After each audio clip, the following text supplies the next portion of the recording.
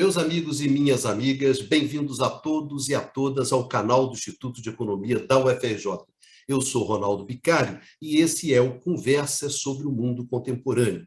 Nessa edição de número 52, nós vamos discutir com vocês hoje duas eleições. Uma eleição ocorrida na Colômbia e a eleição para presidente, ocorrida na Colômbia, e a eleição para a Assembleia Nacional, que se passou na França. Ambas as eleições ocorreram no último domingo, dia 19, e um ponto que a gente identifica como sendo um ponto comum nessas duas eleições, que é justamente o avanço da esquerda. Avanços distintos, avanços marcados pela peculiaridade de cada eleição, de cada país, mas, sem dúvida, houve um avanço, no caso colombiano, da esquerda, com a vitória do Gustavo Petro, com seu pacto histórico. Pela primeira vez, a esquerda vai governar a Colômbia, e assim como houve um avanço, no caso da eleição francesa, representada pelo avanço da Nova União Popular, organizada em torno do Mélenchon, reunindo a França insubmissa, comunistas, socialistas, ecologistas, que teve um avanço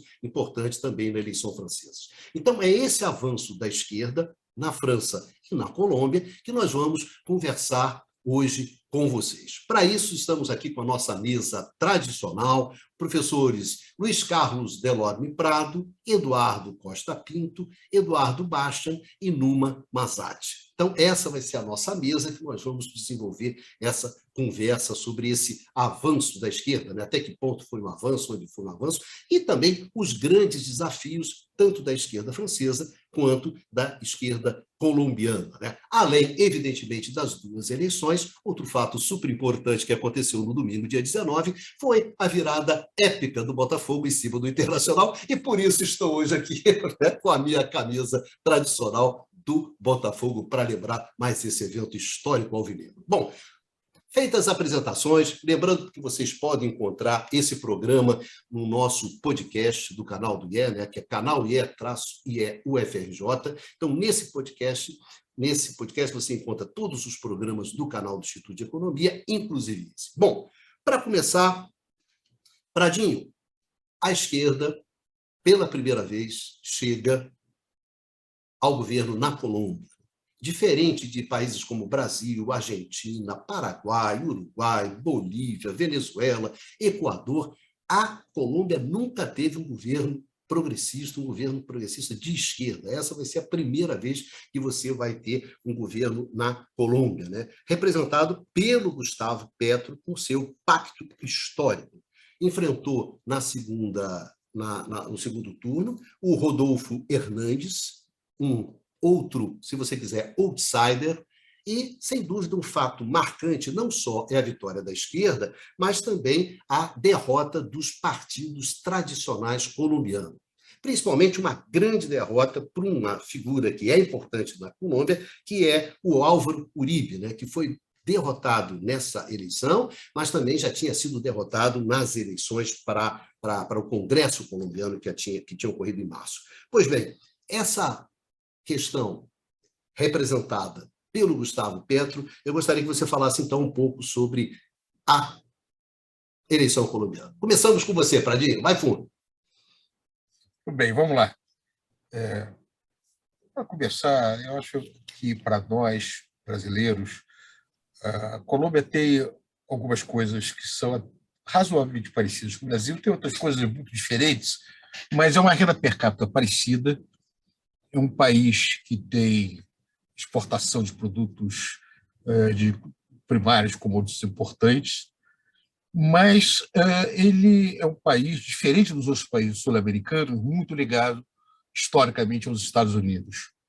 Não apenas sob o ponto de vista econômico, enquanto a China se transformou o maior parceiro comercial da maior parte dos países da América do Sul, quando não é a China, Brasil e Argentina, no caso do Mercosul, com Uruguai e Paraguai. O caso da Colômbia ainda tem como seu principal destino de exportação os Estados Unidos. É uma distribuição de renda muito ruim. Não é tão ruim quanto a brasileira, mas é difícil ser igual. Você pega no cálculo feito pela OCDE sobre índice de Gini, que é uma das formas de se medir o grau de concentração, a distribuição de renda, a África do Sul, o pior dos casos, o Brasil, o segundo pior, e a Colômbia fica em terceiro lugar. É muito ruim. É verdade que ela é um pouco melhor na região do que, inclusive, consegue ser pior na região do que o Chile, do que o Peru, do que a Argentina. Então, é uma situação bastante ruim. Não apenas isso, mas uma das características desse país é a baixíssima mobilidade social.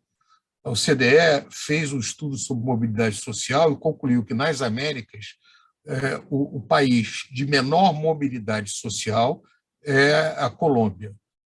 Pior do que o Brasil, pior do que o México, pior do que a Argentina, pior do que outros países na região. Elevada informalidade da população, não é na população economicamente ativa, da população que trabalha, de trabalhadores, 60% dos empregados está na informalidade, no caso da Colômbia.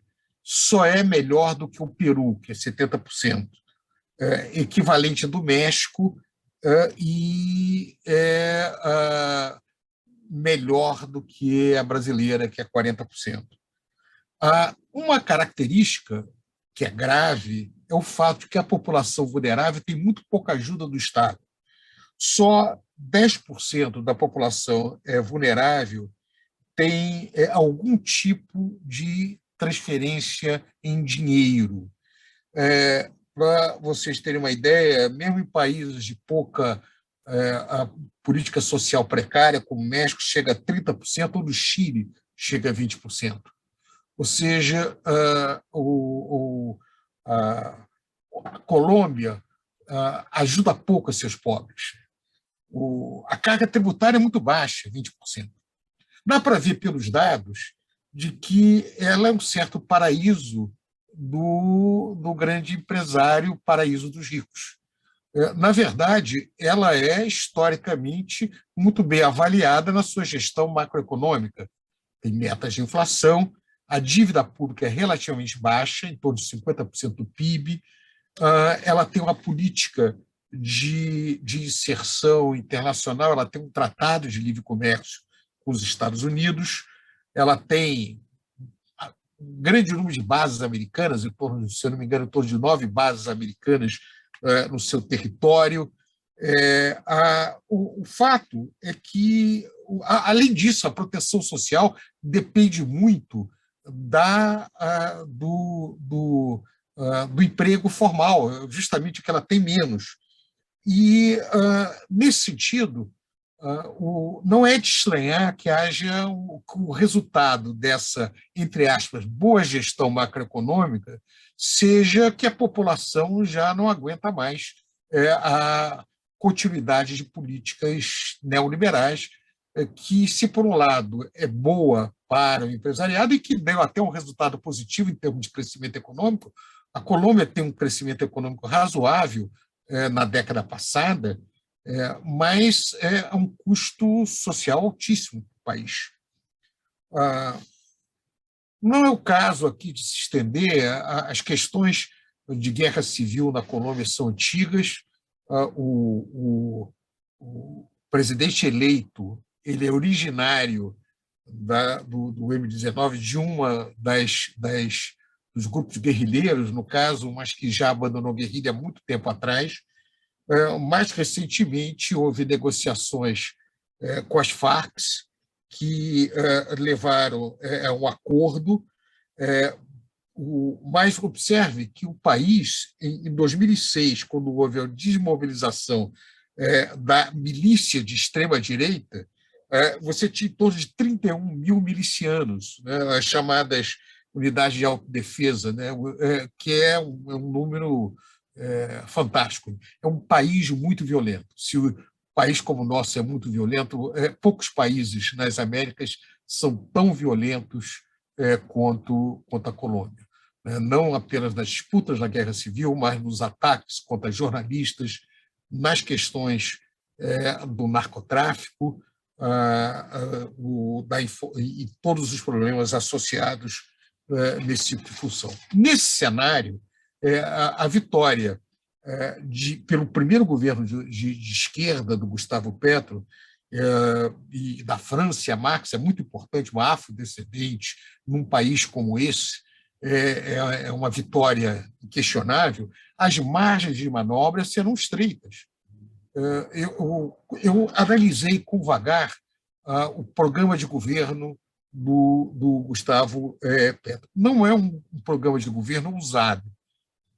Ele propõe, claro, algumas melhorias importantes, renegociar o Tratado de Livre Comércio feito com os Estados Unidos, alterar as políticas de transferências sociais, aumentar impostos, mas ele já começa com algumas limitações. Por exemplo, ele assume o compromisso que não vai baixar o teto de imposto sobre pessoas físicas.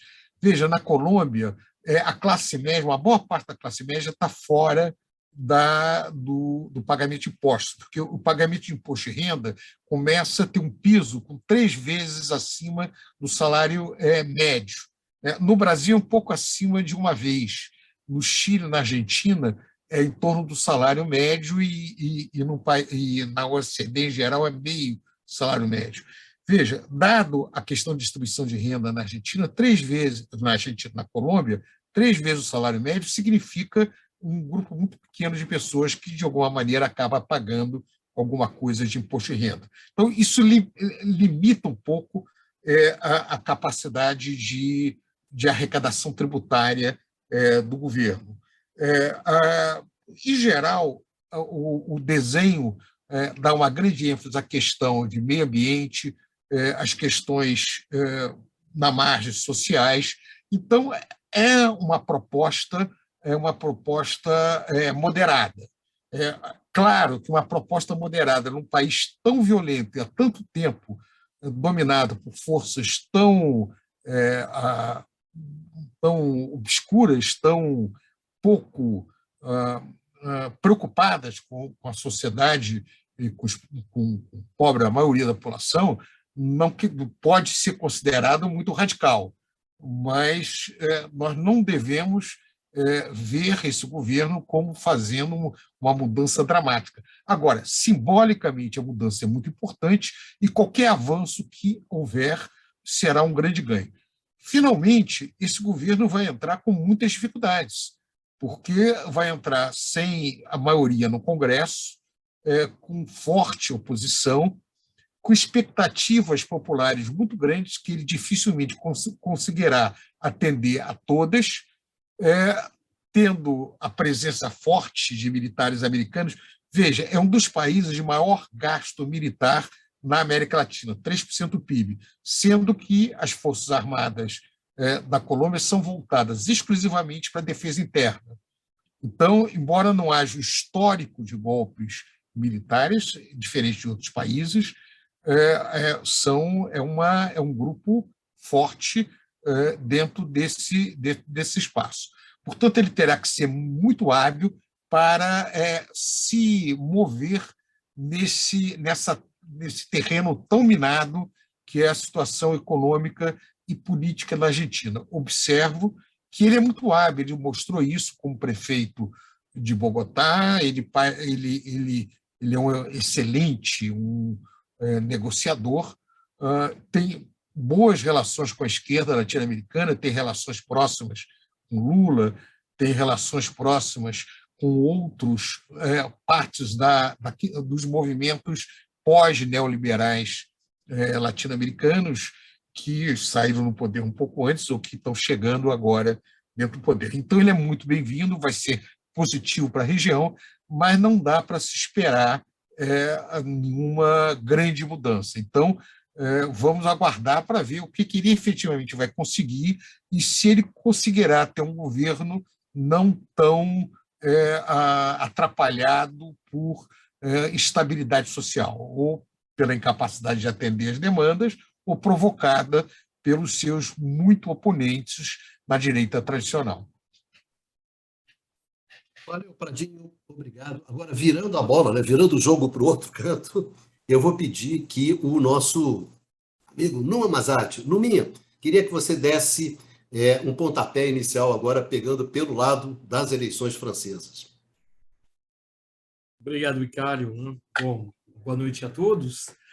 É, no caso da França, obviamente, a situação é um pouquinho diferente daquela observada assim, no caso da Colômbia, né? Mesmo se a gente pode dizer que houve, através da chamada NUPES, né, que é dessa coalizão juntando a maior parte das forças de esquerda, tirando alguns dissidentes do Partido Socialista, né, que preferiram não aderir à coalizão, supostamente porque era radical demais, né? Mas realmente essa coalizão juntou todas as tendências da esquerda existindo na França, indo do novo, assim, do partido do Mélenchon, ou seja, de o que alguns chamariam de extrema esquerda, mesmo se eu acho o termo impróprio no caso, né? Passando pelo Partido Comunista, pelo Partido Socialista, pelo Partido Verde, né? Bom, era a priori com uma certa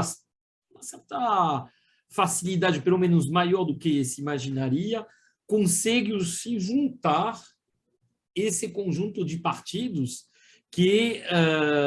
cujos candidatos, né, durante a eleição presidencial tinham, no mínimo, mostrado algum tipo de antagonismo. Tá? Então, acho que, desse ponto de vista, já o fato de conseguir uma coalizão em volta de grandes linhas caracterizando o que seria uma política de esquerda e que nos interessa mais no programa, que seria uma política econômica e social de esquerda, já é um ponto muito positivo.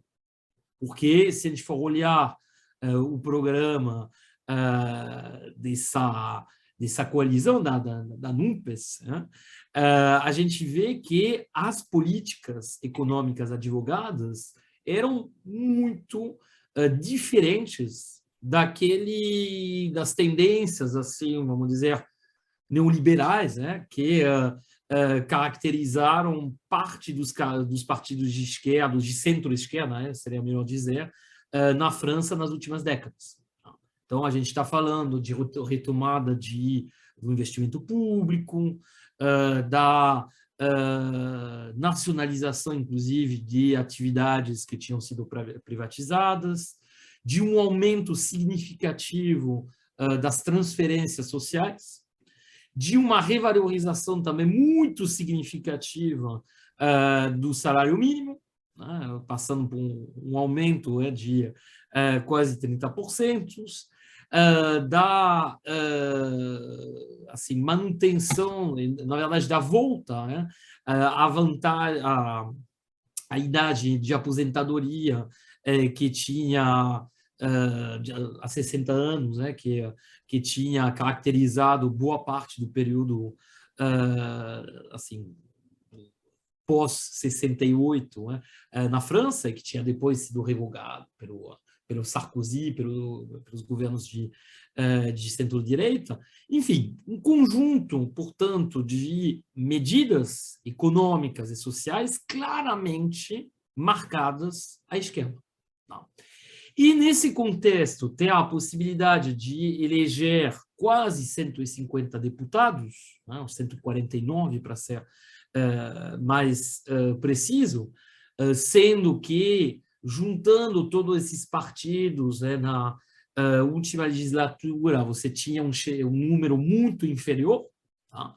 Marca algum avanço da esquerda, de uma esquerda que assume seu status, sua história, suas características de esquerda, não tem vergonha disso, isso é um elemento muito significativo. Ao mesmo tempo, a gente vê que houve uma consolidação muito grande da extrema-direita, né, que conseguiu quase 90 deputados, 89 para ser mais preciso, né? Deputados, portanto, do Rassemblement Nacional, né? Que seria assim, que o partido da Le Pen, que assim, nasceu, enfim, que sucedeu, né, à Frente Nacional. Ao mesmo tempo, apesar de um resultado muito menos expressivo do que se esperava, do que eles esperavam, né? O conjunto dos partidos que constitui a base parlamentar do Macron, né? Que se chama, enfim, que ficou naquela legenda ensemble, né? Juntos, né?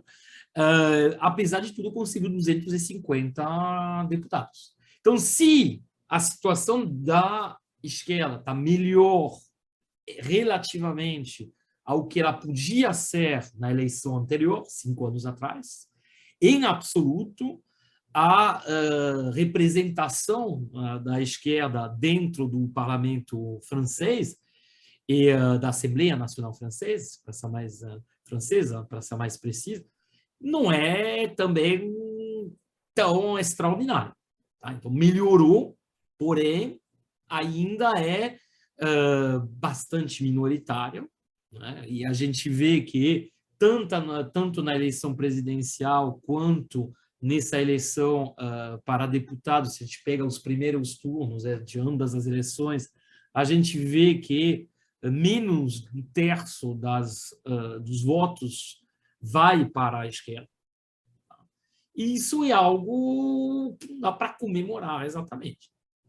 Porque, apesar do fato que se trata de uma esquerda de verdade, pensar que também algumas assim, décadas atrás, não faz tanto tempo, mesmo se a gente for pegar a eleição lá do Hollande, né, você conseguia ter uma esquerda, tudo bem, mais, vamos dizer, bem mais moderada, e do ponto de vista econômico, nem tão marcada justamente à esquerda, marcada por políticas heterodoxas, que estava no poder. Tá? Então, a questão que se coloca no caso francês, bom, imagino que a gente vai discutir um pouco sobre isso, é o quanto, na verdade, um dia, num horizonte mais próximo, pode haver uma volta da esquerda ao poder.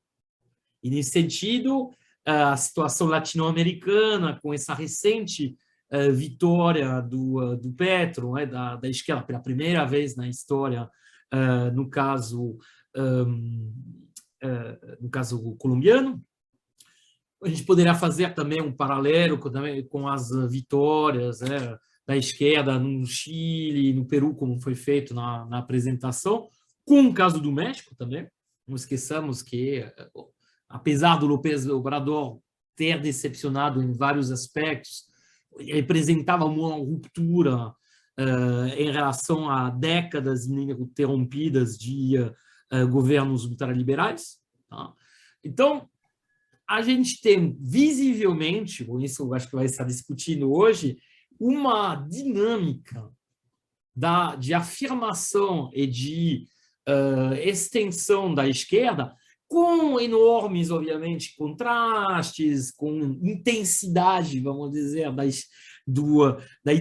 da identificação à esquerda, que podem variar, obviamente, de um país para outro, características de políticas econômicas que podem variar, mas a gente tem uma dinâmica na América Latina que me parece, por enquanto, assim, em termos de alcance, chegar ao poder, mais satisfatória, mais entusiasmante, né, do que o que a gente observa no caso europeu. Mesmo se, como a gente pode ver no caso francês, a esquerda europeia, ao contrário do que alguns pretendiam, não morreu e, inclusive, está se reorganizando em volta de um núcleo de ideias, um núcleo vamos dizer, de políticas, ou da defesa de políticas que são verdadeiramente ancoradas à esquerda. Valeu, Numa, brigadão. e não só ancoradas na esquerda, né, Numa, mas que marca fortemente o enfrentamento com o neoliberalismo, né? Essa é a Isso. questão fundamental. Uma esquerda que enfrenta o neoliberalismo e não uma terceira via social-democrata, né, como a gente teve. Então, nesse sentido, essa esquerda é bastante diferente, né, daquela que a gente teve nos anos 90, por exemplo, né? Bom, Se a gente tem, da mesma forma que há uma radicalização, mesmo se esse termo eu acho um pouco, porque ele tem um lado, vamos dizer, negativo, né? Tem um cunho um pouco negativo, mas há uma radicalização em ambos, assim, em todo o espectro político, tanto da direita quanto da esquerda, né? Com certeza. e fazendo esse gancho para a Colômbia, o que se observou também na eleição colombiana foi um radicalismo, né? Na verdade, os partidos tradicionais não vão para o segundo turno, e o que você tem no segundo turno? Você tem o Gustavo Petro e você tem o Rodolfo Hernandes, né? O Rodolfo Hernandes é uma solução, um candidato improvável, não é isso? Mas foi o que se deu para arrumar, para enfrentar o Gustavo Petro ao fim e ao cabo, né? E o que eu acho interessante é que você lendo os jornais colombianos e você lendo também os jornais ao longo da América Latina, Prado, vem aquela questão, né? Na verdade, o problema da América Latina é que hoje se debate entre dois populismos, não é isso? Um populismo de direita, representado pelo Rodolfo Fernandes, e um populismo de esquerda, representado pelo Gustavo Petro, né? Quer dizer, o fato da gente ter um elitismo neoliberal, isso aí não tem problema, né? Um elitismo neoliberal que na Colômbia gerou manifestações tremendamente violentas em 2019, em 2021, né? Em 2021 você teve mais de 80 mortos nessas manifestações na Colômbia, quer dizer, manifestações intensas como você teve no Chile, né? Você teve também na Colômbia. No programa que a gente fez, né, Baixa? No programa 37, não foi? 37. No programa 37, a gente justamente discutiu esses temas aqui, e ali já estava desenhada Foi há pouco mais de um ano, né? Essas pouco mais isso, já manifestações estava desenhada ali explodiram em abril, maio de isso. 2021. E justamente em função de uma reforma tributária, né, fiscal, exatamente. Então, na verdade, ali já se desenhava a candidatura do Gustavo Petro. Então, eu acho, do Gustavo Petro, né, eu acho que tem uma coisa interessante aqui, que é justamente também, no caso latino-americano, Numa, essa radicalização, entre aspas, quer dizer, ou seja, uma explicitação mais clara dos conflitos essenciais que essa sociedade está passando, e que ela não mais identifica naqueles partidos tradicionais, naquelas elites políticas tradicionais. E a gente viu também, né, Baixa? A gente viu também na discussão que a gente teve sobre o Peru, lembra? Essa coisa de você não encaixar mais ali naqueles representantes tradicionais da classe política, encarar ali algum tipo de confiança, de credibilidade, você ir buscar em coisas alternativas. Não acho, brincando um pouco, Numa, que até no caso francês, no limite, se você quiser, no limite você chegue um pouco a essa ideia de pouco espaço, quer dizer, os conflitos vão se acirrando, as tensões vão se acirrando, e eu acho que a perspectiva colombiana, como achei muito bom, Prado chamou a atenção, né? Se você considera o programa do Petro, o tipo de questão que ele quer de mudança de modelo de desenvolvimento, de sistema político, de política econômica, de política social, questões relativas à reforma agrária, questões relativas à reforma da Previdência, à reforma da saúde, e sem um Congresso, como o Prado chamou a atenção, né? Sem você ter maioria no Congresso, e possivelmente sem nenhum tipo de apoio no Judiciário, né, o Prado? Embora o Uribe está se ferrando no Judiciário, né? Então tem a questão do sistema financeiro, questão no campo internacional, a proposta de rever o Tratado de Livre Comércio, né, com os Estados Unidos, que também era uma proposta do Hernandes, dos dois candidatos, enfim. Você tem ali um caldeirão de questões bastante fortes na questão colombiana. Então, Basta, eu queria que você colocasse a sua colher nessa sopa aqui, nesse migal. Pois é, acho que existem vários ganchos interessantes, né, a partir do que vocês falaram. Você falou desse elitismo neoliberal, né? É curioso, né, que, na verdade, tudo que seja um pouquinho popular, né, políticas que minimamente, né, defendam a população mais pobre, etc., mais necessitada, é taxado como populismo. Né? Essa é uma praxe, né, de taxar como populismo qualquer conjunto de políticas, né, propostas que sejam mais populares, né, na verdade, voltadas para a população de mais baixa renda. E aí, Bicalho, dentro dessa conversa, elitismo, populismo, bom, algumas observações, né? Eu acho que é muito interessante que a esquerda venceu nesse último biênio, né? Quer dizer, no ano passado e agora, no Chile, no Peru e na Colômbia. Colômbia, Chile e Peru, né, eram apresentados, né, como a panaceia na gestão macroeconômica, né? Eram dados como exemplos, né, de quem tinha uma gestão equilibrada, né, com metas de inflação, cumprindo a meta, equilíbrio fiscal. Tá? E, enfim, a oposição ganhou nesses 3 países. A oposição ganhou nesses 3 países, mostrando que, bom, a coisa não é bem assim, né? Não é a panaceia, e no caso, em particular, de Chile e da Colômbia, né, precederam essas eleições manifestações populares, manifestações de ruas e que foram reprimidas com violência. Entrando na... Bom, e sobre a Colômbia, pegar o gancho do Luiz Carlos, tá, ainda sobre a Colômbia, que bom, que estava dizendo, panaceia, os resultados econômicos. Bom, o Luiz Carlos, né, pensou uma série de estatísticas, né, que mostram, né, que a situação colombiana, econômica da Colômbia, principalmente da população mais pobre, é muito ruim. Né? Eu vou acrescentar, além da péssima desigualdade, do alto grau de informalidade, o fato que os indicadores de pobreza também apontam um quadro bastante negativo. Né? Quer dizer, mais de 40%, aproximadamente 40% da população colombiana está abaixo da linha da pobreza. E um outro dado é que hoje, né, atualmente, o desemprego entre jovens está na casa de 20%. Então, a baixa geração de oportunidade, isso combina com a questão também da mobilidade social, mas a baixa geração de oportunidades, né, de emprego para a população mais jovem. Tá? Então,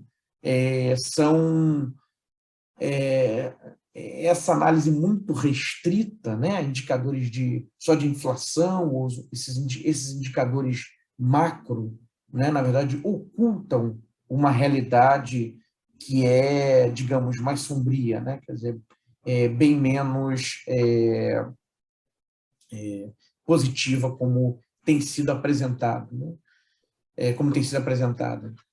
Na Colômbia, e aí eu pegando uma ponte do Bicalho, né, sobre a radicalização, tá? Bom, é possível observar, né, quer dizer, a Colômbia, né, no segundo turno colombiano, né, foram colocados frente a frente, né, um candidato de esquerda e um candidato que, segundo muitos, é um candidato de extrema-direita. Né, seria um análogo ao nosso atual presidente aqui no Brasil. Na Argentina, né, onde não havia uma tradição de extrema-direita, apareceu agora uma figura muito estranha, né, uma liderança de extrema-direita, tá, e que está com uma intenção de votos não desprezível, né, se as eleições fossem hoje presidenciais na Argentina. Então, quer dizer, realmente é possível observar essa polarização, né? E, em alguns casos, o enfraquecimento de partidos tradicionais ou de figuras tradicionais que tiveram um peso político grande. No caso da Colômbia, tem uma reportagem interessante que saiu no New York Times sobre a crise do uribismo. Né?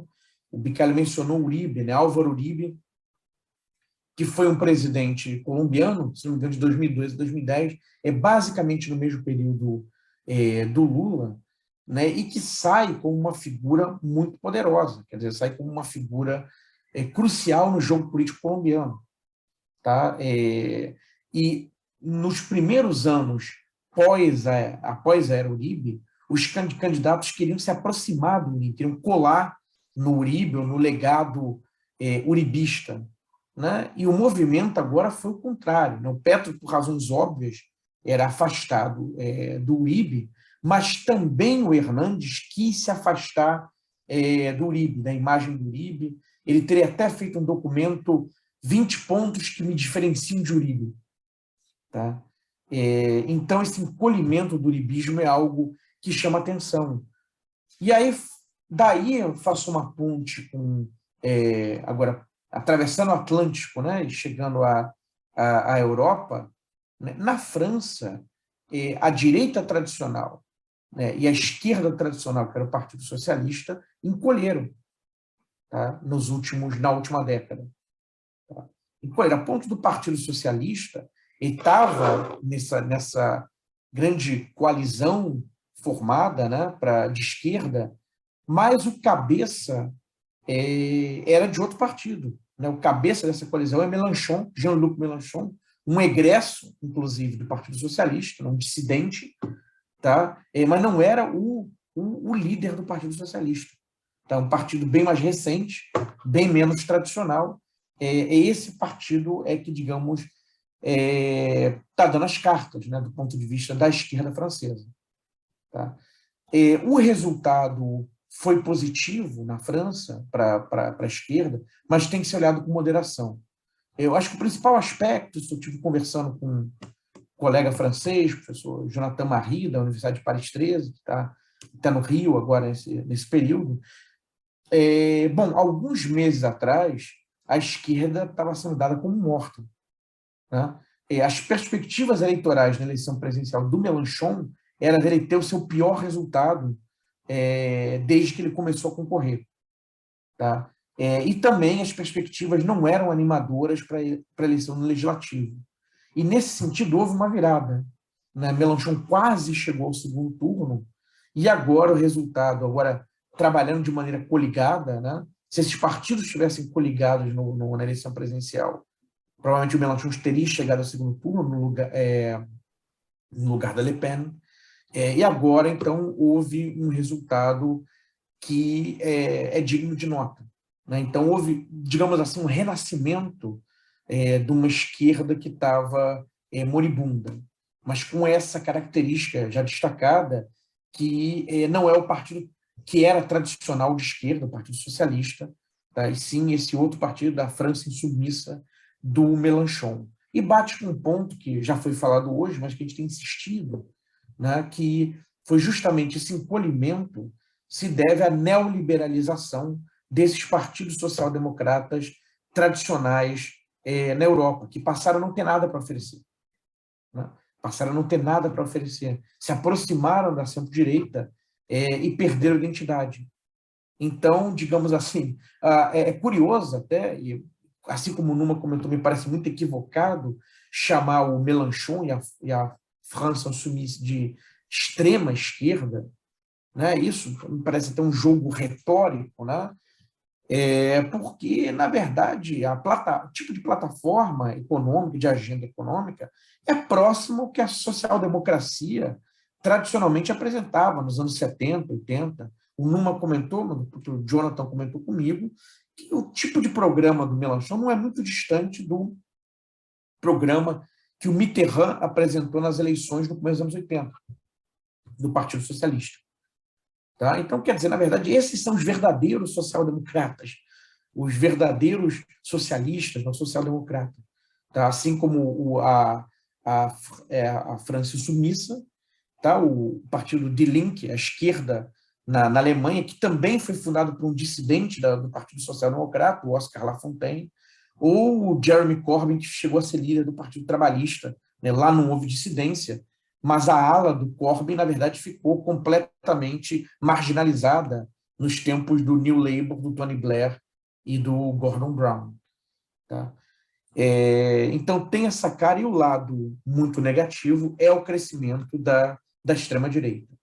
Eu li uma reportagem interessante que chamava a atenção o seguinte: olha, ainda que o resultado da esquerda tenha sido superior ao da extrema-direita, bastante superior ao da extrema-direita, a extrema-direita está em torno de um partido e de uma líder, claramente, que é a Marine Le Pen.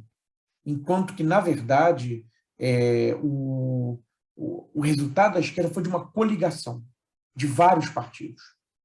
Tá? Então, como liderança individual, com um partido, né, como partido, o partido mais forte seria, na verdade, de oposição, o partido de extrema-direita. Tá? Esse é um dado a ser levado em conta. Também, menos animador, é o fato que então, tem esse crescimento da extrema-direita no legislativo, e quem ganhou a cadeira presidencial, o executivo, foi o candidato dito de centro, mas que tem uma agenda claramente neoliberal, que é o Macron. Tá? Em princípio, ele vai ter problemas agora no legislativo em passar sua agenda, e que ele quer fazer um neoliberalismo, né, na veia, nesse segundo mandato, começar por uma reforma previdenciária. Em princípio, ele vai ter dificuldades, mas se ele se aliar à direita tradicional, Le Républicain, depois o Neumann fala se eu estou falando na pronúncia adequada, se ele conseguir se aliar a esse olha partido... isso, Numa. Vou ter que fazer, não posso parar. Numa, ele falou a pronúncia adequada, Numa, responde para ele, Numa. A gente quer... Os republicanos. Os republicanos. A gente quer, não quer passar informação equivocada para o público. Mas, então, fechando, na verdade, essa minha primeira participação, os republicanos, né, eles têm as suas diferenças com Macron, mas, do ponto de vista da agenda econômica, eles não são muito distantes. Então, esse lado, digamos, neoliberal da agenda econômica é um ponto de interseção entre eles. Então, talvez não seja essa união em torno da agenda econômica para passar essas reformas neoliberais, talvez não seja algo tão difícil de acontecer. Tá? E aí, se eles estiverem realmente coligados para essas votações, essas coisas podem passar.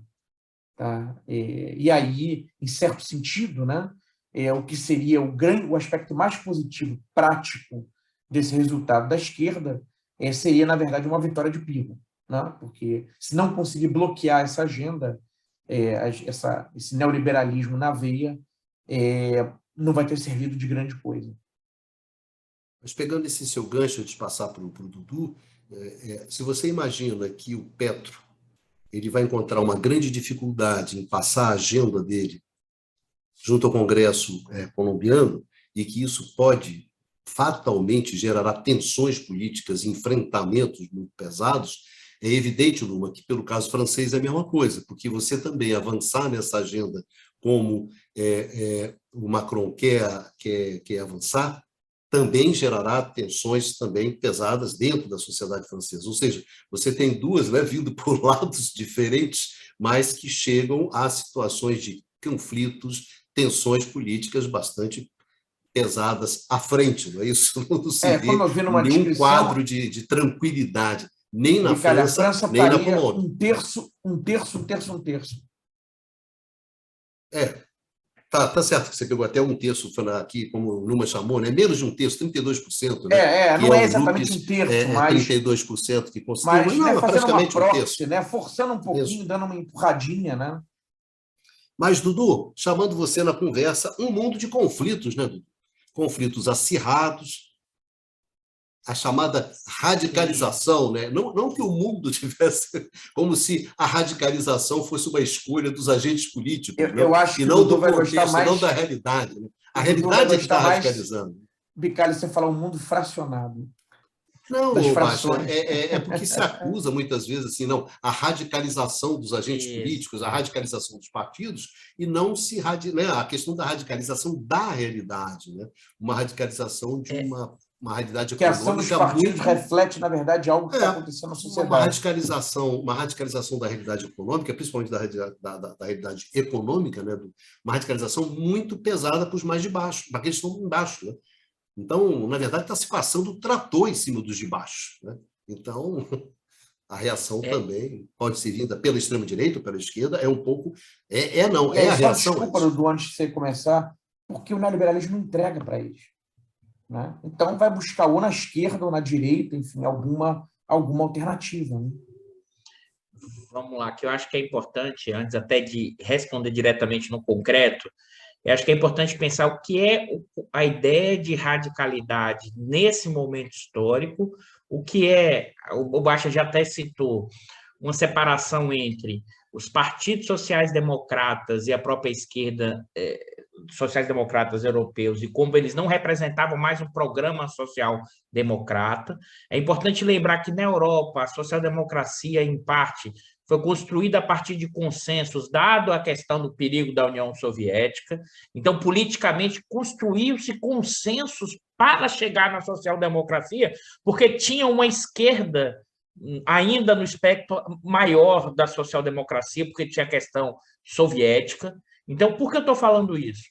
Porque eu acho que é importante, porque a gente está falando aqui da radicalidade, parece até piada se eu volto 30 anos, porque, na verdade, a radicalidade, nesse momento, e mesmo na Colômbia, acho que é importante esse debate, tanto na Colômbia quanto na França, a radicalidade que é considerada chamada esquerda radical, na verdade, é um programa social-democrata clássico dos anos 50, desculpe, 80, 70, mas não é nem clássico, é até menor do que os programas sociais democráticos. Acho que é importante colocar isso para o nosso público, para a gente... Chega a isso, não chega a ser um programa social-democrata tão radical. É melhorar um pouquinho o absurdo, a selvageria. Isso, é uma versão abrandada do que eram esses programas dos anos 70 e 80. Isso hoje é apresentado como extrema-esquerda. Então, vamos classificar, então. É uma social-democracia tímida, enquanto programa de governo, comparando com a social-democracia implementada. Por que eu estou querendo chamar a atenção disso? Né? Porque isso é importante para entender, primeiro, a dinâmica eleitoral, né? E depois para entender a dinâmica da execução do programa nesse campo.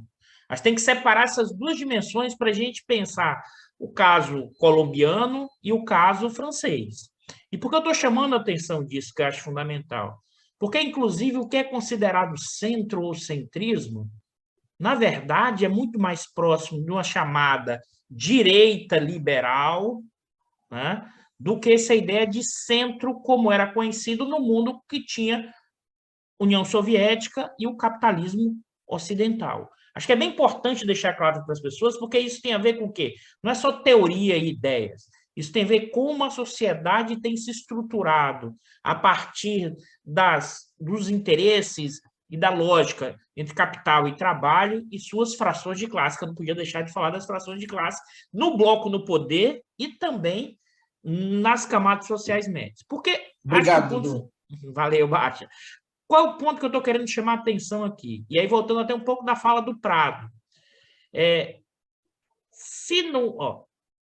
uma reação necessariamente a qualquer governo de esquerda acontecerá, porque significa, em certa medida, mudar parte do status quo, não significa mudar todo o status quo. Nesse momento, um programa social-democrata, né, tímido ou meieiro, significa mudar parte do status quo, que nesse momento é marcado por aumento da desigualdade e, sobretudo, uma concentração de renda enorme no topo. Eu estava olhando, não, mas nem acreditei, olhando pelo Banco Mundial, os 20% mais ricos na França detêm 40% da renda. Na Colômbia é 55%. Me estranhou claro que a distribuição é bem melhor, mas me estranhou os 20% dos mais ricos, no caso francês, dados do Banco Mundial, chegar a quase 39%. Ou seja, tem uma escala de concentração de renda no topo e uma precarização contínua, no caso francês, se eu estiver falando besteira, me corrija, das questões do horizonte temporal de vida. Você deixou isso muito claro no programa, que é importante. Uma boa parte, o Numa acertou no último programa, na fala dele, no programa 50, inclusive, a questão dos efeitos do que seria no legislativo, a gente pode depois voltar nesse ponto, Numa. Então, isso cria... Porque esse que é meu ponto. Não acho que era um resultado em que a extrema-direita cresce imprevisível. Eu tenho advogado a hipótese aqui que nós vamos viver nos próximos anos, nas próximas eleições, com a constante movimentação política de uma extrema-direita e de programas sociais democratas tímidos. Mas por que isso? Porque a população, em sua grande maioria, né, tem sofrido fortemente seus efeitos sobre renda, emprego, acesso e horizonte de futuro, enquanto enxerga o topo cada vez mais rico, porque antes nem tinha possibilidade de acesso de enxergar. E aí, voltando para a questão colombiana e para a questão latino-americana, né? Que é o seguinte, você tem uma melhora de renda significativa nos anos 2000. Inclusive, mesmo na Colômbia, eu dei uma olhada, um pouco melhorou, menos do que os outros países latino-americanos. A gente já falou sobre isso aqui, isso em parte tem a ver com a melhora dos preços de commodity, com determinados programas sociais. Essa incorporação, né, ao consumo e à renda e ao acesso à informação do celular, tem a ver até, inclusive, com o barateamento do preço do celular, tem a ver com a efeito China, que não vou entrar aqui. Isso gera, ao mesmo tempo, uma melhora de renda e essa população, olha, peraí, por que esse rico está ganhando tanto? Por que não pode ser igual? Então, essa lógica, e aí acho que, como já foi dito, a eleição da Colômbia expressa uma lógica, né, antissistêmica. Antissistêmica em qual sentido? Né? De uma profunda crítica da população, o que as elites chamam de populismo. Esse que é o ponto fundamental. Essa população, e na lógica da democracia, ela também quer ter direitos, ela também quer ter acesso, e ela também quer ter benefícios do conjunto de renda e riqueza gerada nessa sociedade. Então, mais do que qualquer outra coisa, essas populações, sobretudo na América Latina, estão reivindicando uma democracia econômica. Esse que é o ponto fundamental. Democracia econômica, e que significa o quê? Mudar a estrutura de renda, mudar a questão fiscal, mudar a questão tributária, mudar a questão de que tipo de gasto o Estado deve realizar, que tipo de política você deve ter na questão energética, quem vai ser beneficiado ou como essa renda é distribuída. Ou seja, tem uma onda na América Latina, né, que está na busca e do andar de baixo, buscando democracia econômica. É evidente, né, que as elites, os setores dominantes nesse espaço territorial e dada a sua formação histórica, irão resistir constantemente a essa mudança, mesmo que seja uma mudança tímida. Mas o que é tímida? A gente tem que ter aqui um outro cuidado. É tímida para nós aqui, professores universitários que temos um padrão de renda num país latino-americano, ou para uma parte da população que quase não tem acesso ao básico, né? Eu acho que essas dimensões são fundamentais para a gente pensar a América Latina, no caso da vitória colombiana, porque o desafio é enorme, né? Mas, ao mesmo tempo, e aí, claro, como já foi dito, as questões de não ter ganho antes nada na Colômbia, não ter vivido a onda rosa dos anos 2000, provavelmente criar ainda mais dificuldade para o governo atual. Mas, ao mesmo tempo, né, será uma constante tensão, um constante movimento para tentar manter esse tipo de programa como está estruturado. O que não significa dizer que está resolvida essa questão esquerda, nesse sentido que eu estou levantando aqui, programas sociais democratas tímidos versus o avanço da extrema-direita. O que para mim está claro, isso em parte na França acontece, talvez numa escala ainda não tão clara, é que não tem mais espaço, aí talvez o efeito Macron ainda segurou um pouco na última eleição, mas não tem espaço eleitoral, no mínimo, para que a massa, o andar de baixo, os 50% mais pobres, não aceitem democraticamente, no sentido eleitoral, propostas técnicas, e aí o que eu estou chamando de técnicas aqui, propostas não populistas, que, na verdade, não chegam renda, acesso para o conjunto maior da população. Mais do que ter uma questão pronta, que, na verdade, é muito mais que sinalizar os desafios que estão postos para o governo colombiano, que é uma vitória da esquerda, porque na primeira vez chega, isso gera uma reconfiguração importante na nossa região, né? Mas os desafios serão enormes. E por que enormes? Porque, nesse contexto, alguém que tenta mudar a estrutura atual terá fortes reações, sobretudo das burguesias nacionais. Eu acho que nesse sentido eu queria provocar, até para passar para vocês, eu acho que nesse caso, e talvez nessa volta eleitoral na América Latina, talvez como foi nos anos 2000, alguns caminhos mais claros para a esquerda mundial, nesse sentido que eu estou apontando aqui. Eu acho que talvez a França e a Europa ainda vai ter alguns perrengues maiores para reconsolidar isso. Talvez a tendência acabe avançando até um pouco mais à extrema-direita do que essa esquerda em reconstrução. Isso aqui eu estou provocando para voltar para vocês. Antes só de voltar a esse debate, eu queria lembrar um ponto, que é a primeira vez que a esquerda ganha na Colômbia, e no Chile foi a primeira vez que uma esquerda genuína ganhou desde a redemocratização. Quer dizer, o último político de esquerda a ganhar no Chile tinha sido Allende, né, que foi deposto pelo golpe do Pinochet, em 73. Então, também tem esse aspecto, só um extra, né, quer dizer, interessante da vitória da esquerda no Chile, né, outro país em que a esquerda venceu recentemente.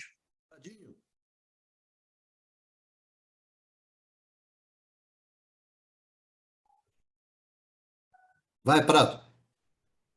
Vamos lá, eu vou trazer uma discussão interessante, né? E, Dudu, a gente sempre anima aí, trazendo... Vamos lá, qual treta hoje, Prado? Vamos lá. Eu vou recorrer a Rosa de Luxemburgo, Dudu. E hoje vai ser bom. Rosa de Luxemburgo, olha só, gente. Hoje o jogo vai ser bom. Mas eu ia dizer... Faz direito, hein, Prado? Faz direito, senão vai ter volta. Eu ia dizer, mas isso só os muito antigos vão saber, que essa coisa do Prado com o Dudu é que nem Marlene com Emilinha Borba. Ela é uma marxista alemã. Peraí, Prado, é disso aí. Ô, Baixa, que piada de velhinho de 85 anos na volta. Rádio Nacional, meu Deus. Eu falei que era para os mais antigos, mas temos que respeitar também essas pessoas. Que atuou originalmente no SPD, no Partido Social Democrata Alemão, e depois criou a chamada, foi parte do movimento espartaquista, que era um movimento comunista na República de Weimar, acaba sendo assassinada, etc. Mas nada disso, é apenas pegar uma frase dela, que é uma frase muito instigante, que ela vai afirmar nesse contexto de caos do pós-guerra, que ela fala socialismo ou barbárie, recorrendo, em tese, a uma expressão que teria um texto original do Engels. O que eu chamo a atenção nisso? Nós estamos vivendo num mundo muito curioso. A questão democrática virou uma questão relevante porque as democracias modernas entraram numa situação de uma grande instabilidade. E aí nós temos que entender por quê, o que está acontecendo.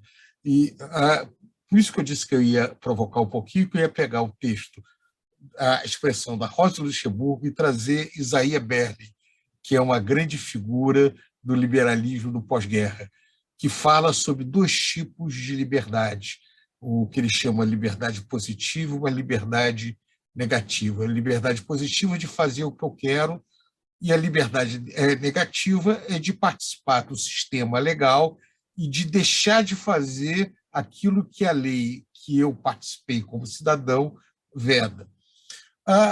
O neoliberalismo, eu sempre chamo a atenção que o neoliberalismo é um movimento que reúne muitos grupos diferentes.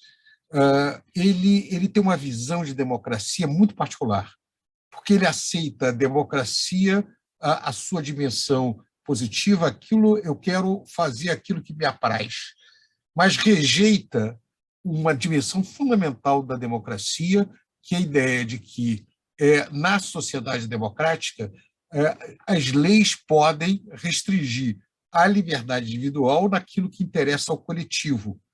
Essa outra dimensão chamada por Isaiah Berlin, que é a questão do populismo, que foi bem colocada aqui, se eu não me engano, foi o Baixa, mas o Bicari também colocou. Ou seja, a social-democracia,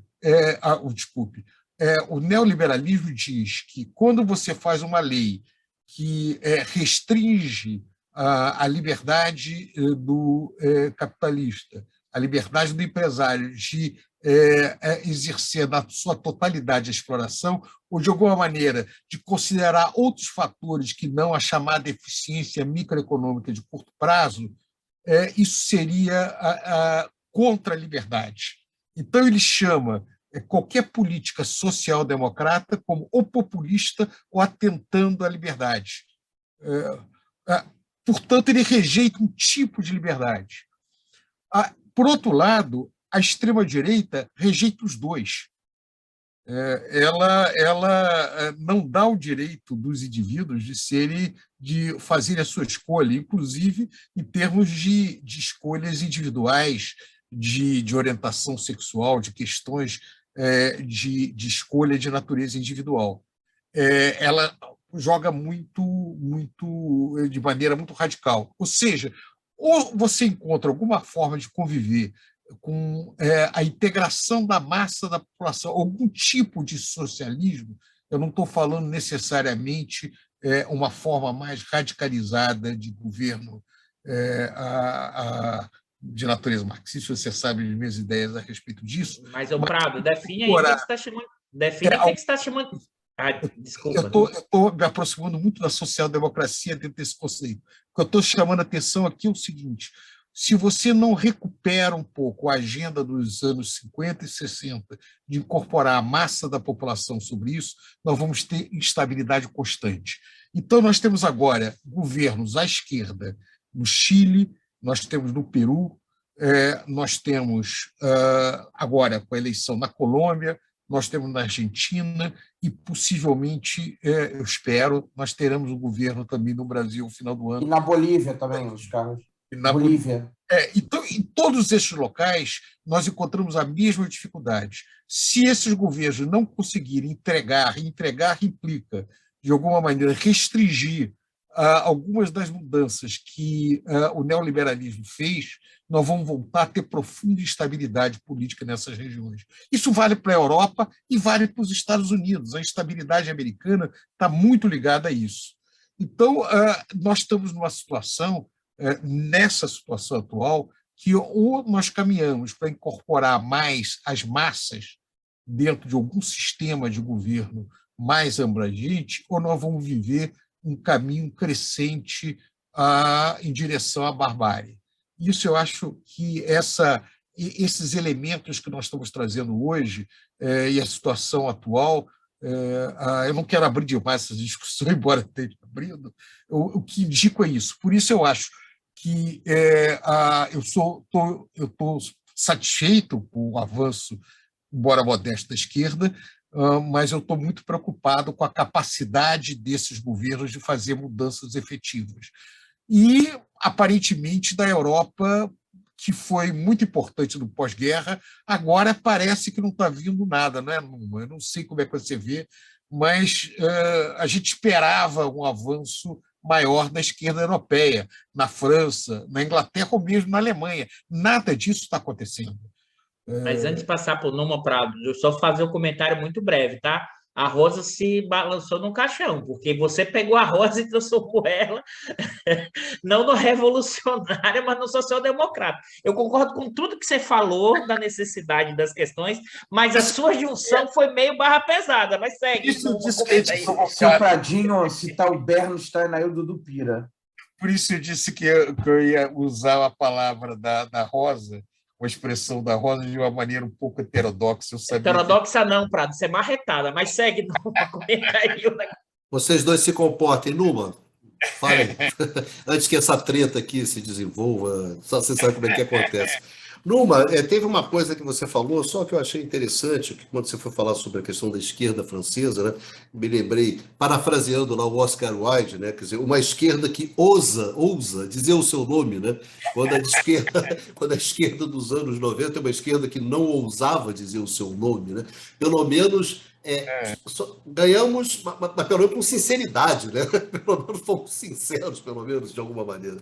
Numa, Pois é, bom, eu gostei da referência, né, Vicário, porque, na verdade, o que a gente observa é que, de facto, esses grandes movimentos políticos que a gente observa, na verdade, desde o final da década de 70, né, no caso da França, particularmente depois de 83, depois do fim da primeira fase da presidência do Mitterrand. Alguns poderiam dizer a capitulação do Mitterrand. Podemos usar esse termo, Eduardo, com certeza. E que, na verdade, a gente teve essa conversão, né, da esquerda de governo, né, aquela que se auto-intitula esquerda de governo, ao chamado pragmatismo. Traduzindo isso, significa que, de facto, nas políticas econômicas e talvez numa medida um pouco menor nas políticas sociais, houve essa convergência da esquerda, da centro-esquerda, na direção, na verdade, da direita. Foi o que aconteceu. Tá?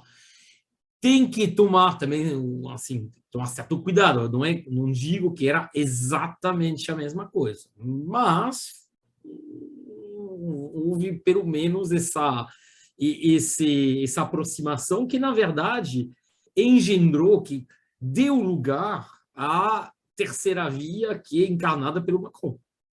Essa ideia do Macron, assim, o Macron tem um lema, tem um homem cheio de lemas, né?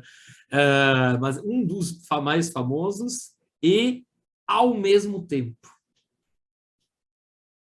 En même temps, em francês. Tá? Ou seja, eu sou ao mesmo tempo de esquerda, de direita, ao mesmo tempo eu sou a favor dos ricos e dos pobres, ao mesmo tempo, enfim, ao mesmo tempo eu gosto das empresas, mas também dos trabalhadores, enfim.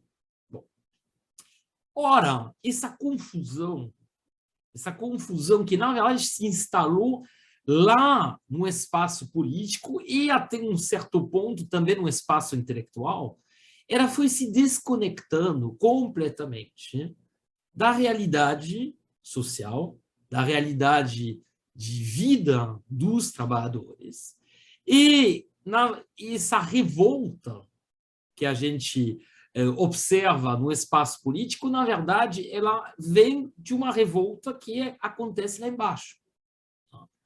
Nós, acadêmicos, intelectuais, etc., temos, às vezes, um viés de análise que é muito marcado pelo que acontece justamente num espaço das ideias, num espaço político, e perdemos, de uma certa forma, um contato com a realidade material. A esquerda, conceito de esquerda, depois, hoje em dia é muito complicado, você tem assim enormes debates, muito complexos, usando caracterizações, tipificações, categorias de conceitos ultra complexos, mas eu gostaria de dizer que, pelo menos a minha concepção de esquerda, e nesse sentido eu acho que é uma concepção muito mais próxima do Marx, por exemplo, ou das origens da esquerda, é uma concepção materialista. Tá? E o materialismo não é um conceito... Eu sei que pode ser objeto de muitos debates, mas o materialismo, em última instância, são as condições de vida da população. E são as condições do conflito de classe. E esses elementos foram, pouco a pouco, varidos, de uma certa forma, dos debates centrais da esquerda. Da esquerda no sentido da esquerda de governo, enfim, da esquerda política, da esquerda intelectual. Muito se perdeu disso.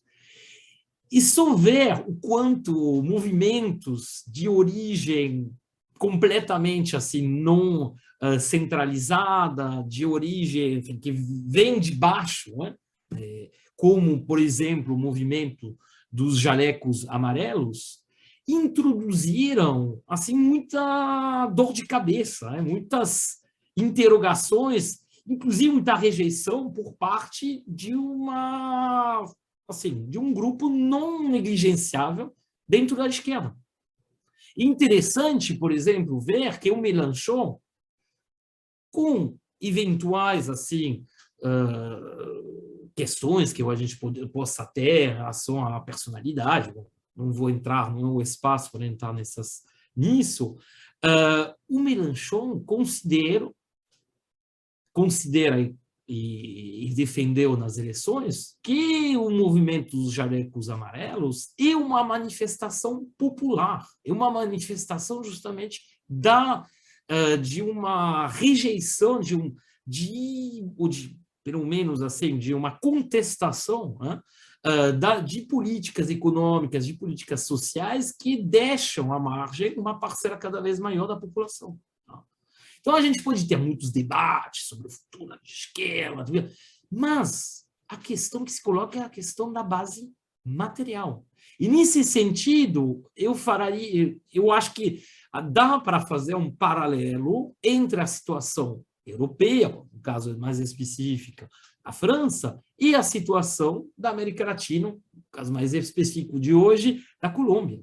Em ambos os casos, e como bem lembrou o Eduardo, quando ele falou do fato que os 3 países mais elogiados em termos de políticas macroeconômicas por parte dos, vamos dizer, da ortodoxia, por parte da mídia neoliberal, são países onde, de uma certa forma, tem uma revolta popular, que vai achar, assim, que vai se dar de várias formas, mas que vem lá de baixo. Tá? Você tem o mesmo fenômeno no caso da Europa.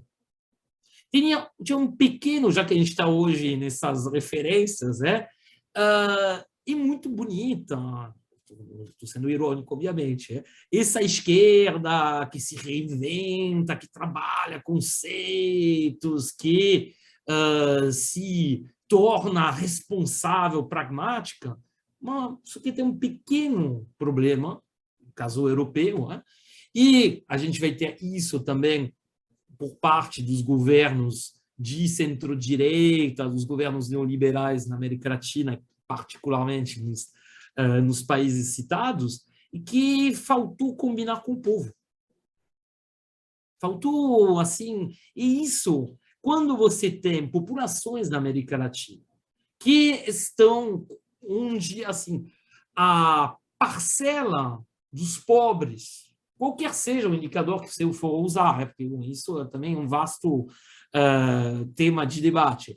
Quando você tem esses índices de pobreza que aumentam, quando você tem a desigualdade na distribuição de renda que aumenta, e mais do que isso, a questão de um nível decente de vida da população, assim, de uma parte grande da população, de acesso a serviços públicos, de acesso a um padrão de consumo minimamente em sintonia com as evoluções tecnológicas. Quando se aciram, portanto, essas contradições, o povo desperta. A ira do povo desperta. Ela pode ser canalizada em várias direções. No caso latino-americano, é positivo porque são partidos de esquerda que têm se beneficiado e que vão continuar se beneficiando disso. Tá? Aí depois, o grau de esquerda que é, o quanto é, bom, isso aí são outros debates, bom, isso a gente já foi evocado um pouco hoje, voltaremos certamente a falar sobre isso em programas ulteriores, tudo bem.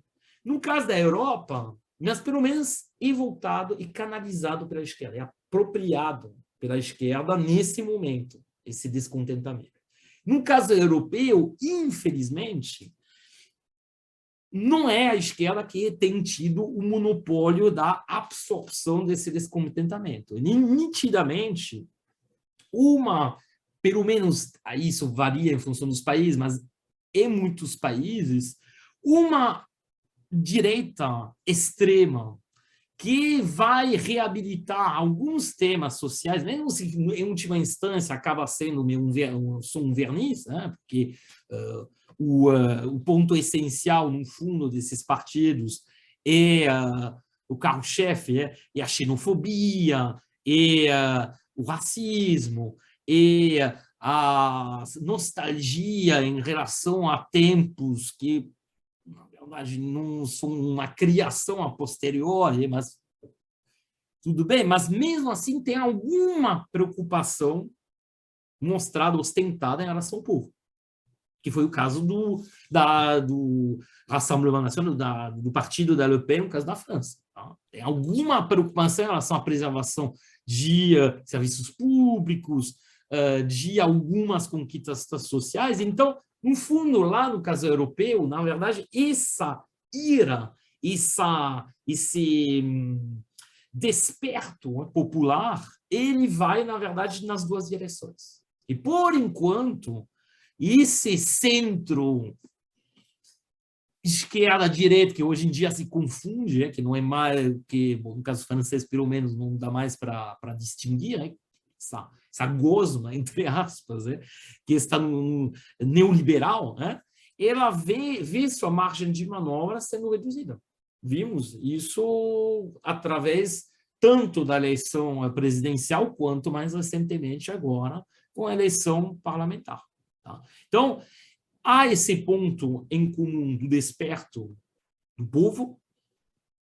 Infelizmente do lado europeu, bom, aí isso vai se distribuir de ambos os lados, do lado da extrema-direita e do lado da esquerda. Tá? No caso latino-americano, temos um pouco mais de sorte. Só uma brevíssima, bem breve. Um adendozinho, tá?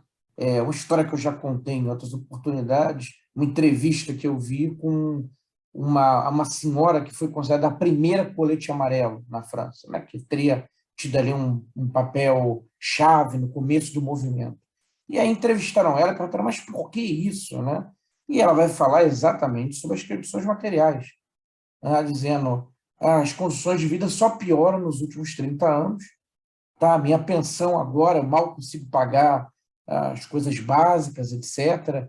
Tá? É claro que um trabalhador europeu, né, um aposentado, um pensionista europeu, ele está numa situação muito melhor do que alguém desse grupo no terceiro mundo. Né? É claro, mas o que a pessoa está avaliando, o que os grupos estão avaliando, é a sua condição. Né? O que percebem é uma deterioração contínua nas últimas décadas. Tá? E chega um momento que se revoltam, né? Quer dizer, passam a reivindicar de maneira mais contundente. Agora, infelizmente, quem tem conseguido instrumentalizar essa insatisfação e esses temores tem sido mais a extrema-direita, né? Com aquele discurso de tua condição está piorando, é porque tem esses estrangeiros aqui, você está desempregado, é que tem esses estrangeiros aqui tomando emprego. Baixaram, tua aposentadoria está caindo, é porque tem esses estrangeiros agora, e tem que ter gasto público para sustentar eles, e aí tem que cortar do seu lado. Né? E, infelizmente, esse tipo de discurso tem colado em muitos casos. Eu queria um adendo à intervenção. Eu vou cortar os adendos de vocês. Eu vou cortar os adendos de vocês e vou encaminhar aqui, que a gente já tem 1h15, 1h20 de programa. Eu vou encaminhar. Aí você aproveita e faz o seu adendo. Sabe por quê, Numa? Eu vou pegar um gancho seu, que eu achei interessante, para dar uma fechada no programa. Você tem uma radicalização econômica, sem dúvida. Porque a proposta do Macron é de radicalizar. Né? A proposta concreta do Macron é de radicalização. A essa radicalização econômica, objetiva, concreta, que afeta duramente a vida das pessoas, você tem é evidente que você tem uma reação a essa radicalização. Você tem uma radicalização política que se desdobra numa radicalização eleitoral, ou vice-versa, se você quiser. Né? Uma radicalização eleitoral que se desdobra em termos de radicalização política. E aí que eu queria colocar a minha questão, agora no fechamento, é o seguinte: essa radicalização, indo na sua direção, tanto do que você falou, do Canto Baixo, e um pouco do que o Prado e o Costa Pinto colocaram. Quer dizer, essa radicalização política coloca um desafio para a esquerda. Como é que ela vai responder a essa radicalização política? Uma radicalização política que você pode ter, por exemplo, no caminho do Mélenchon, né?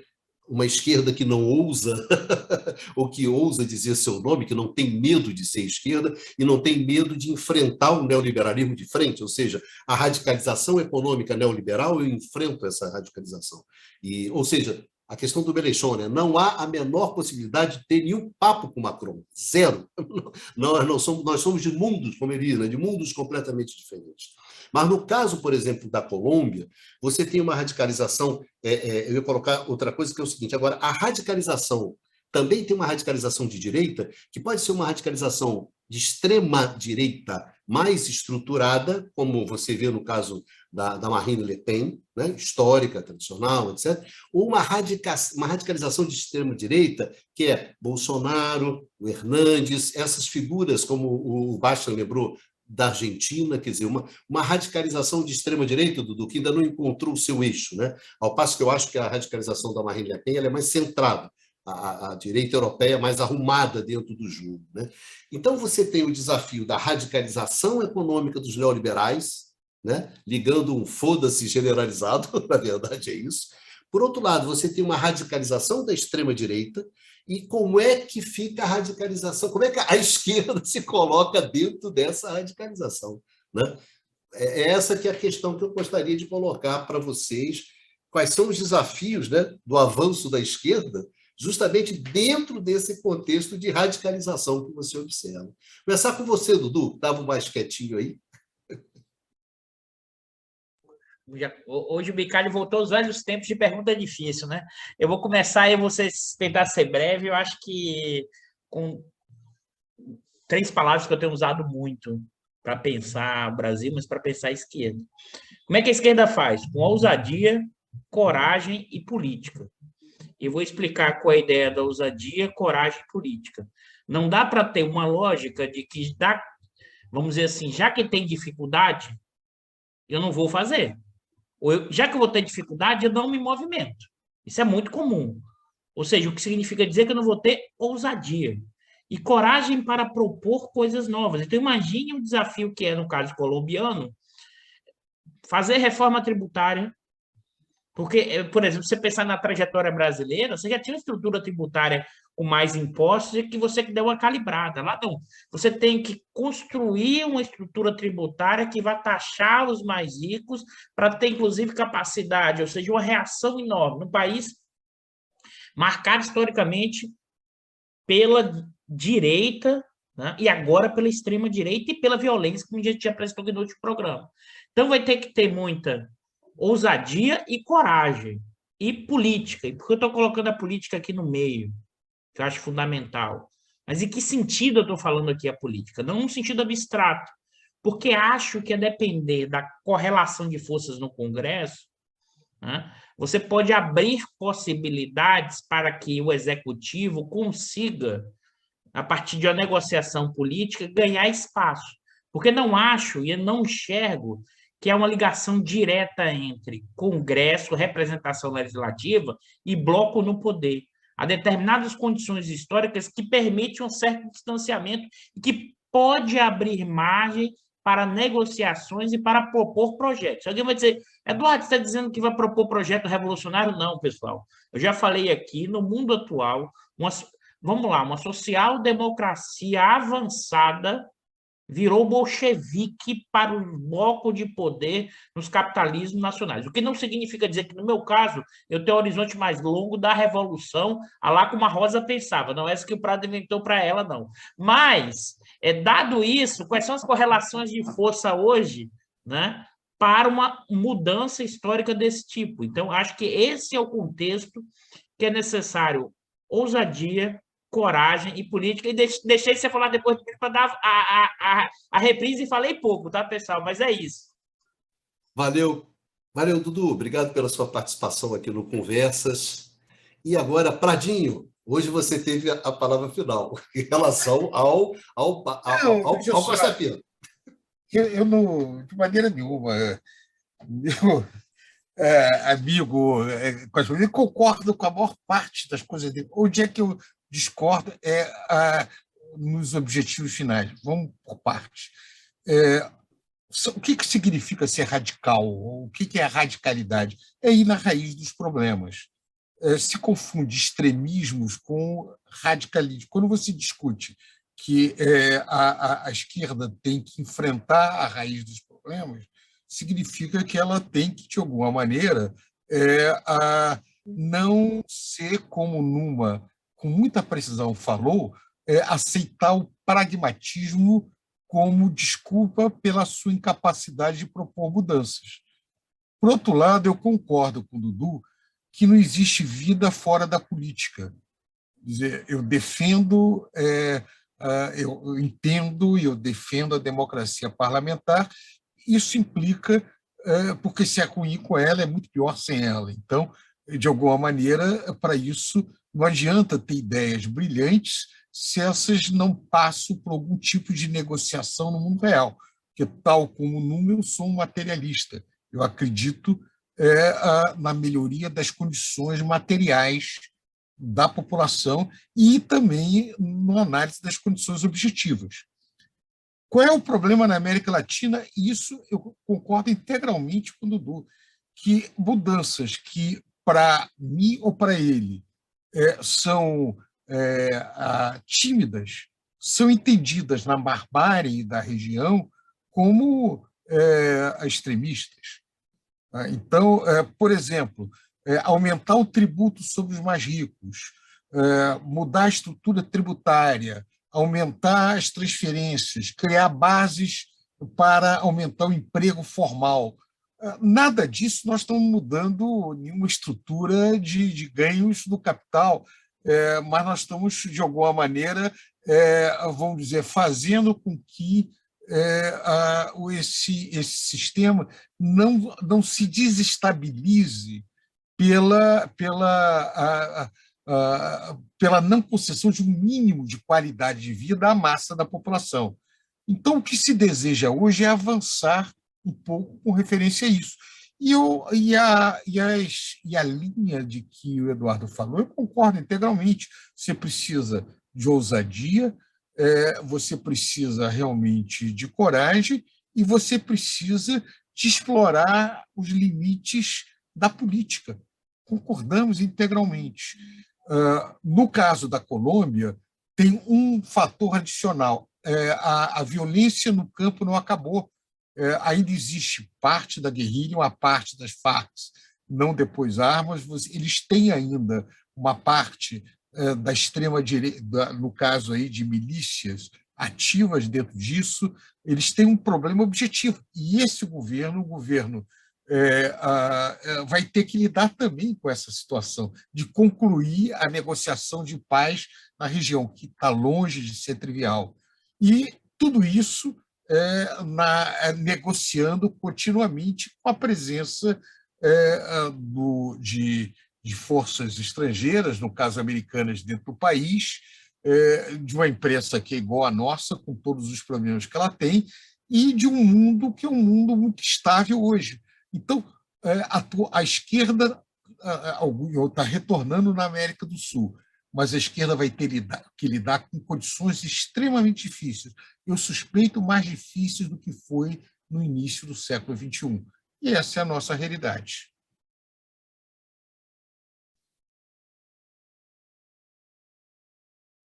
Você está sem som, Bicalho. Obrigado, Pradinho, obrigado pela sua participação nesse conversa, né? Conversa 52. E, Bastianzinho, suas palavras finais sobre os Olha, desafios da esquerda, né? eu vou fazer que nem o Dudu e vou usar 3 palavras também para responder. Eu não sei. Agradeço a sua participação, Basta. Gostei Não, muito de tem você. só umas breves considerações só Criou sobre isso. numa agora, Não, vai de fazer fato. breves considerações. Vou fazer breves, Breves manifestações. breves de 20 minutos. Confesso que eu estou até com certo receio do Numa fechando, mas brincadeiras à parte, né? É o jogo encrespado, né? O jogo encrespado, indiscutivelmente, porque bom, há toda a questão dessa construção do espaço político, né? De coalizões que viabilizem reformas progressistas, né? Ou alteração de políticas, de rumos, mudanças mais significativas no status quo, né? E acho que, em certa medida, é claro que isso vai variar de país para país, mas há 2 leituras possíveis, né, para a ascensão da extrema-direita. Tem um lado quer dizer, tem 2 dimensões, não são 2 leituras, tem 2 dimensões nesse fenômeno, né? Tem um lado da população, do pessoal de mais baixa renda, né? Quer dizer, buscando alguma solução, algum caminho diferente, dado que os caminhos convencionais não têm respondido aos seus anseios, né? Mas há também a parte da elite que não está a fim de negociar, entendeu? É um lado da pessoal de mais alta renda, né, que não está disposto a fazer concessões, né? E isso sinaliza, na verdade, um jogo muito difícil de ser jogado, né? A questão a gente tocou muito, acho que na dimensão política, né, desses processos.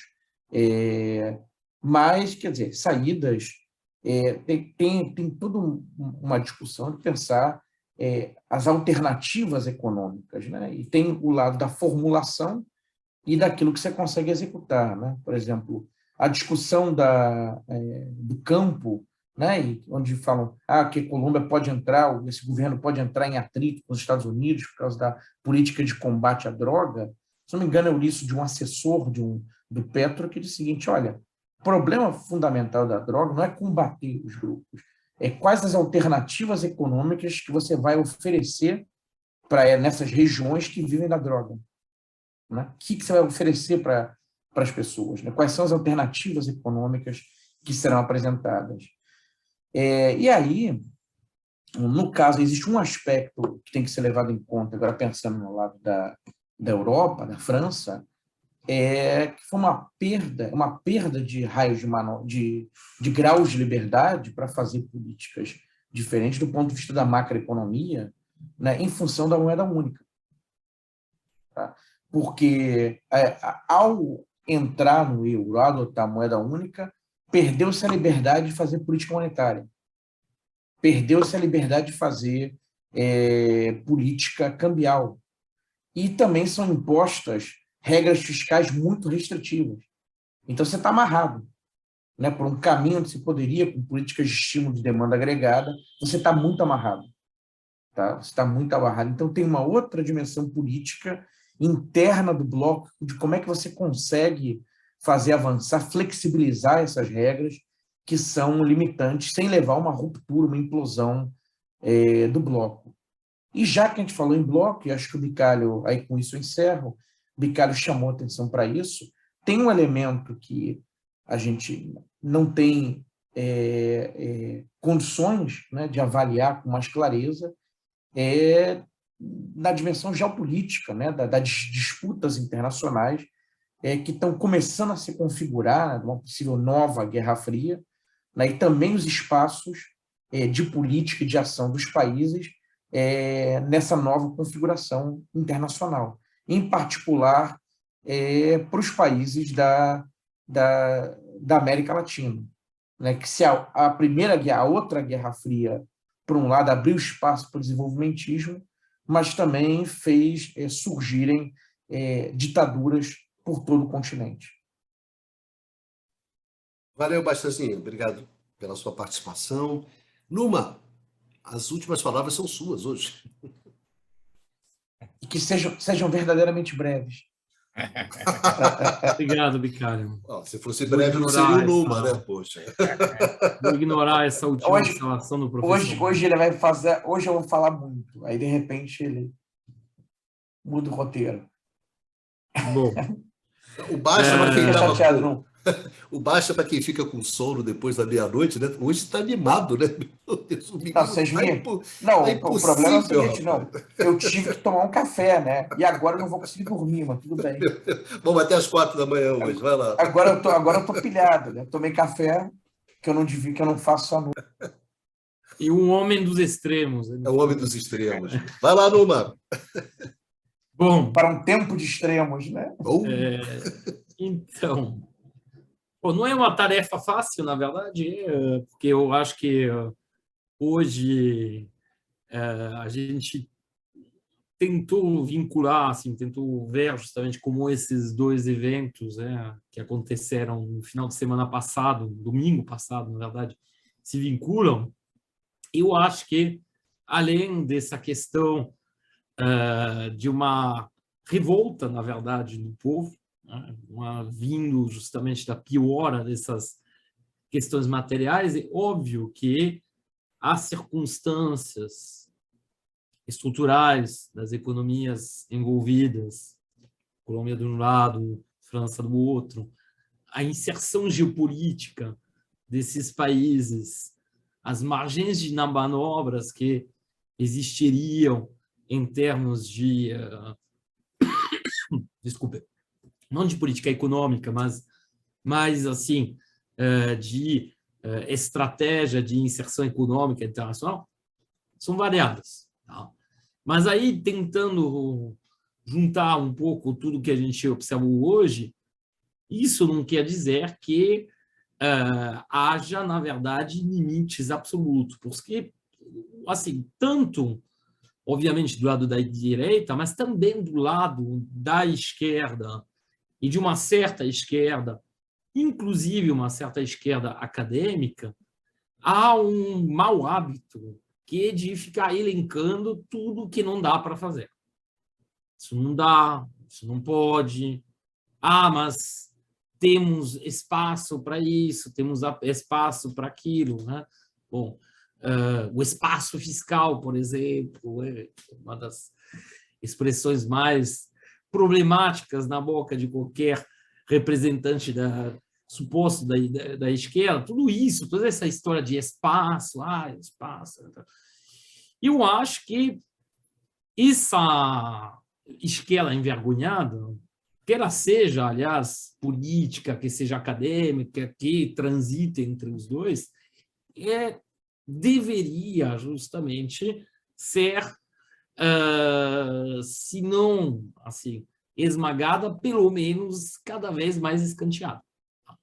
No caso da França, a proposta que carregou o Mélenchon, através da coalizão de esquerda, foi justamente, claramente, a ideia que não dá mais para ficar nessa, como poderia dizer, nesse meio termo, nesse medo de atrapalhar, no fundo, nesse medo de atrapalhar os capitalistas, desse medo de atrapalhar o outro lado, porque a defesa das nossas ideias poderia levar a consequências dramáticas, temos que ser sérios, né? Bom, enfim, não vamos dar uma publicidade grande demais ao que a gente observa em muitos veículos de informação e muitos trabalhos acadêmicos também, infelizmente, e tem que assumir, a esquerda tem que assumir o que ela é. Há claramente, por parte de uma parcela cada vez maior da população, até por conta da degradação dessas condições materiais, né, das quais falamos, né, há uma vontade que uma esquerda de verdade, uma esquerda que saia justamente dessas compromissos, né, e desses compromissos, se afirmem. Tá? No caso isso, eu acho que no caso europeu é absolutamente fundamental, no caso latino-americano também. Aí tudo bem, assim, o grau de radicalidade, isso pode ser objeto de muitas discussões, tá? Mas, como foi colocado pelos camaradas hoje em dia, se você pretende adotar uma política de distribuição de renda, se você pretende usar empresas públicas para fazer políticas industriais, se você pretende reinstaurar ou instaurar sistemas de transferência de renda, de transferências sociais para as populações, se você pretende melhorar as leis trabalhistas, se você pretende simplesmente melhorar a condição estrutural e assim, e presente, né, da maior parte da população, em particular das camadas mais populares, isso vai ser rotulado como algo muito radical. Aí, bom, já foi falado, programas que eram de social-democracia em tempos não muito longínquos viram quase extrema esquerda. Tá? E essa insistência da mídia na França a rotular a coalizão de esquerda como sendo de extrema esquerda mostra isso. Tá? E essas tentativas também em todos os países latino-americanos de dizer que qualquer partido assim que propunha algum conjunto de políticas voltadas para a população, para melhorar a condição da população, perigosamente radical, perigosamente de esquerda, tudo isso participa desse movimento. Então, eu acho que temos razões de esperar, esse domingo trouxe mais razões de esperar, e que, portanto, a gente tem que olhar e tem que aceitar, né, que a esquerda se assuma enquanto esquerda, enquanto assim, conjunto de ideias, conjunto de práticas, conjunto de políticas que tem o objetivo de melhorar a vida da população de forma geral e particularmente dos mais pobres. Isso é o elemento absolutamente fundamental. Tá? E transigir, pensar no compromisso, aceitar sistematicamente compromisso é um caminho perigoso. Isso não quer dizer que também é para não ter nenhuma expertise política. Você vai ter, em muitos países, até por conta da organização, da arquitetura do sistema político, você vai ter que fazer alianças com partidos nem tão marcados à esquerda, ou nem um pouco marcados à esquerda. O Brasil oferece um bom exemplo disso. Então, não é para deixar de lado vamos dizer, essa inteligência política. Tá? Porém, não é tampouco para ficar tão esperto politicamente que você perca completamente a característica e a identidade da esquerda. Não é o que é a população. Tá? Isso que seja no caso latino-americano ou no caso europeu. Obrigado, Numa. Obrigado pela sua participação.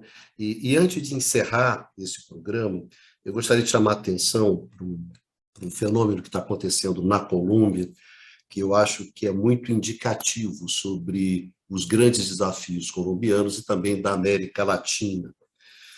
A sociedade colombiana ela tomou conhecimento através dos testemunhos dos próprios militares do que eles chamam de um fenômeno que é, na verdade, eu não tenho outra palavra que não seja inominável, que é o fenômeno dos que eles chamam de falsos positivos. O que são os falsos positivos? Os falsos positivos são camponeses que são assassinados pelas Forças Armadas colombianas, que são transferidos depois os corpos para outros lugares, são manipulados e apresentados ou vestidos com uniformes, colocados armas nas mãos e apresentados como guerrilheiros. E são apresentados como a prova do sucesso do enfrentamento da guerrilha. Então, essa questão que a sociedade colombiana está tomando conhecimento agora, já sabia, na verdade, mas o que acontece agora são um depoimento dos próprios militares, tendo que um depoimento que eu vi, que o cara falou simplesmente assim, o militar falou o seguinte, fulano, esse camponês, ele era um homem de bem, ele não era um guerrilheiro, ele não era nada, ele só teve o azar de ter descido para a aldeia para arrancar um dente. Esse foi o único erro que ele cometeu na vida. Então, esse tipo de fenômeno que é inominável, que é um fenômeno de violência extrema no caso da Colômbia, mas eu quero chamar a atenção que faz parte da violência, de um recurso que passou a ser concreto dentro das disputas políticas na América Latina. Porque a violência que você encontrou na repressão das manifestações no Chile, na própria Colômbia, no Equador, que você está tendo agora, que é esse recurso da violência. A uma violência econômica, se soma uma violência física, uma violência que marca. Então, a Colômbia, é daí para a gente ter uma ideia do gigantesco desafio que tem o Gustavo Petro pela frente, né? E também do gigantesco desafio que tem a esquerda na América Latina de enfrentar essa violência, de como se enfrentar essa face da radicalização, que é uma face da radicalização que se debruça, né, desemboca na violência. Então, eu só coloquei essa questão para terminar, porque eu acho que é uma questão importante dentro desse quadro. Sim. Você me permite só mais uma questão sobre essa questão de violência. E na Colômbia você tem ainda o maior produtor mundial de cocaína, mas a grande questão é que por trás disso você tem uma imensa área plantada de cocaína, do qual depende de sobrevida um número grande de camponeses. Então essa é a tragédia, produz uma droga que é vendida para o exterior, que movimenta um grande número de pessoas e que, ao final, se mistura com a violência na guerrilha, com a repressão à droga, a repressão aos guerrilheiros, numa sociedade miserável. Então, a questão da violência, eu achei excelente você colocar, é um dos grandes desafios da Colômbia e é um dos grandes desafios de todos os países da América do Sul. Para a gente ter uma ideia de como é grave essa situação, quer dizer, essas denúncias elas foram rebater no Juan Manuel Santos, né? O Santos é o cara que fez um acordo com a guerrilha, que ganhou o Prêmio Nobel da Paz, e ele era o ministro da Defesa quando esses assassinatos estavam acontecendo. Ele foi conivente com isso. Já pediu desculpa e tudo mais, mas para você ter uma ideia de como as coisas vão evoluindo dentro de uma América Latina sempre muito sofrida e sempre uma realidade muito, muito dura, né? Também explica um pouco das dificuldades que se tem o avanço da esquerda na América Latina, que é simplesmente a violência, né? Como esses avanços são reprimidos violentamente. Essa é a história também da América Latina, né? Então, Numa, os avanços aqui são maiores do que na França ou na Europa, mas o retrocesso, né, a volta também é muito violenta e muito forte.